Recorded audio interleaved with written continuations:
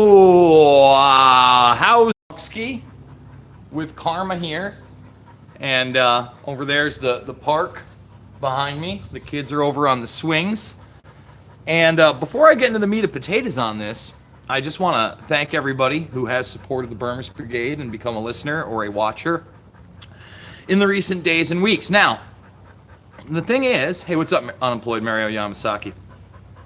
That I've been telling people ever since we've been talking about the Epstein network, right? Ever since we've been talking about the Epstein network, I said, look at Iran-Contra. Look at the international intelligence operation there.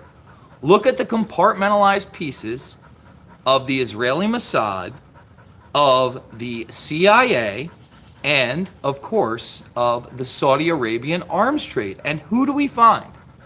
Adnan Khashoggi. Now, unfortunately, my Adnan Khashoggi video had horrible audio the other day, but anybody can go and check out how Iran-Contra worked with BCCI, even the Pakistani intelligence angle, and the Bin Laden network. All part of the same network. Why am I bringing this up? Why am I starting with this? Well, lo and behold, Vicky J. Ward, the originator of the intelligence information, the one that said that Acosta, during his Trump confirmation hearings, was told to back off because Epstein was intelligence, and then when he was asked at the press conference, he couldn't answer it. That Vicky J. Ward, if you go to my Twitter right now, is saying that Epstein worked with Khashoggi in the 80s. Let me repeat that. That Epstein actually worked with Khashoggi in the 80s. And remember, Khashoggi, Saudi Arabian businessman, the foreign passport that was issued by what I would imagine is Israel. I doubt it was issued by Saudi Arabia, but he had a Saudi Arabian address. Would make total sense. So Vicky J. Ward is now coming out and saying, and we're going to do a full video on this, we're going to show her talking about it, that yes, Khashoggi did, Adnan Khashoggi, work with Epstein in the 80s. All right, another bombshell. So on top of that information on Adnan Khashoggi, there's a guy named Dennis Hopsicker. Now, Dennis Hopsicker did quite amazing research into 9/11, and especially the Florida flight schools, Rudy Deckers, and more. And he did a book called Muhammad Atta and the Flying Venice Circus. Now, there's also a video out there. It's like a 60-minute documentary. It shows you how ludicrous the story of who these guys were is. In fact, it shows that really it looked like Muhammad Atta and his gang were dealing drugs and banging strippers. And that Atta's girlfriend was a stripper out there. And people had always assumed it was some kind of a mafioso thing because he would always refer to the family. So Hopsicker today, I think it was today, asked what the connection was to Epstein and the crate in Philadelphia that had the $20 million worth of, or the 20 tons of cocaine in it. Excuse me. Over $1 billion worth of cocaine. So wait a minute. Let me get this straight. I thought that Iran-Contra was over. I thought we were done smuggling drugs into this country on behalf of, the deep state. But who did that crate belong to? J.P. Morgan. Well, out of nowhere, Daniel Hopsicker points to that and says, look into Trump's connection to his friend Adnan Khashoggi. So Trump apparently connected to Adnan Khashoggi, partied together, and according to Hopsicker, if you go to my Twitter, they also went to weddings together.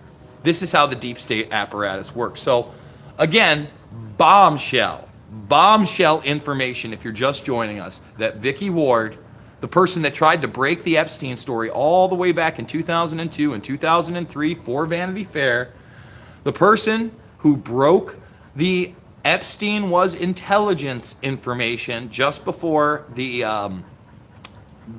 press conference of Acosta, is now saying for certain that Epstein worked for Khashoggi in the 80s. And remember, the court just heard that Epstein was supposedly worth something like $595 million, but that accounting was total bullshit, and I told you it was. I told you there was not a a ton of information in there, and that there was obviously hidden stuff. They barely mentioned Greater St. James, et cetera, and the judge didn't buy it, okay? The judge 100% did not buy that at all, and it's just, it's interesting. It's interesting where all of this is going. I'm hoping to see more arrests. Now, the first thing we need to see is on Thursday that he not get out of jail, period, and that they start with the asset forfeiture. And that's even if he's connected to intelligence. You know what? Good. If he's connected to intelligence, let's take this apart. Let's dismantle this group, this unconstitutional group that thinks it's okay to traffic in arms, to traffic in drugs, and to traffic in fucking children. Okay, is it time? Is it time to dismantle? You bet your ass it is. Especially if Epstein is one of the good old boys that goes back to that same 80s network that I warned you about. And you got to understand, guys, you know, everybody wants to talk about Oliver North going up there and Rex 84. You know, Rex 84, where they could declare martial law in the United States. And some people used to talk about that and give you the real skinny on it. And if you watch my films, I talk about that same era, the National Programs Office, the NPO. Say it together with me. The National Programs Office, the NPO. Why is that significant? Because you had a bunch of George H.W. Bushers that would come back into prominence during the W administration, during the War on Terror administration, people like Rumsfeld and Cheney, who changed the rules and took over the shadow government then. That's what they did. Cheney was officially running the show after 9/11. It was all over the news. You could barely get away. Everybody knew who was in charge. Okay? And if you go to my film, Fabled Enemies, 100% confirmed. I mean, he jokes about it. Cheney jokes about it. It's hilarious. It's hilarious. So again, so odd that this is just coming to light, that Epstein and Adnan Khashoggi had a business relationship in the 80s. So again, it's going to be huge. I'm going to be doing a big story on that. And another story that I'm going to be getting into is Peter Thiel. Peter Thiel is making his rounds in the news these days, and it's kind of surprising to me because he's really stood back in the shadows for the most part. Don't get me wrong, Silicon Valley is full on well aware of who he is and what he does. But how many people out there realize that Peter Thiel, who's been a New School Bilderberg steering member for now almost a decade, in fact, it may be a decade. I'm not sure when he first attended, but this guy's a tech-savvy guy. He's the one that brought you PayPal with Elon Musk. He is still a Facebook CEO. I believe he's still a CEO there, but he was in the beginning. I'm pretty sure he still sits on the board, or he's a CEO over there. And he's Trump's technology advisor. In fact, when I was at Bilderberg in 2017, I believe, I discussed this. I said, you know, we can't just say that, you know, the deep state's being taken down by Trump when you got a steering committee member like Thiel there. You had Liddell, you had H.R. McMaster. I think he had 5 representatives there at the time.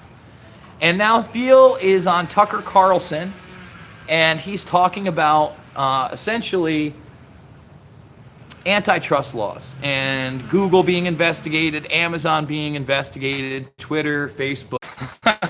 We're going to try it one more time, guys. We're going to try it one more time. As I was getting to Thiel, I was talking about how he financed the Hulk Hogan lawsuit with Gawker.